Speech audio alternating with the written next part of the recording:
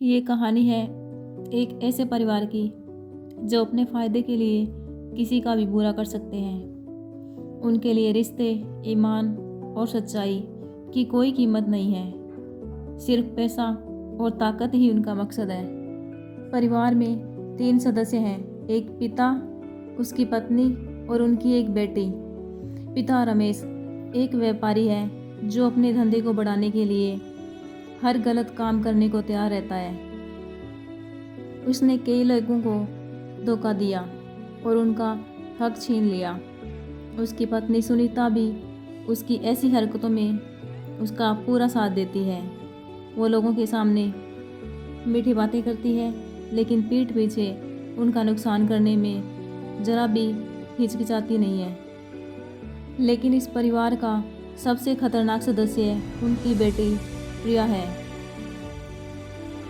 वो दिखने में मासूम और भोली है, लेकिन दिमाग से बहुत चालाक और मतलबी है।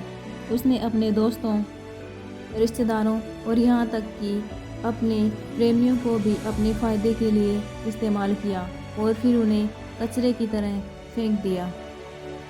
एक दिन उन्हें एक बड़े प्रोजेक्ट की डील मिली, जिसके लिए उन्हें एक बहुत ही ईमानदार और सीधे इंसान मोहन को रास्ते से हटाना था।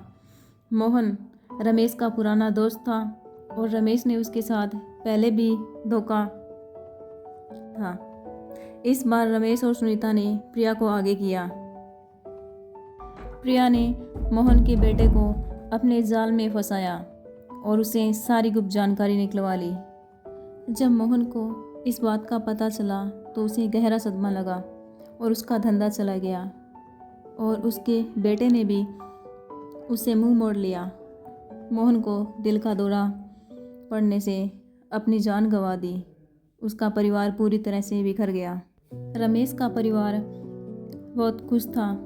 उन्हें डील मिल गई थी और उनकी जेब भर गई थी, लेकिन उनकी खुशी ज़्यादा देर नहीं चली। जिस कंपनी से उन्हें डील मिली थी उसने उन्हें धोखा दिया और उनका सारा पैसा लेकर भाग गई।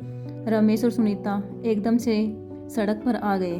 उनकी बेटी प्रिया ने भी उनके साथ छोड़ दिया और एक अमीर लड़के के साथ भाग गई।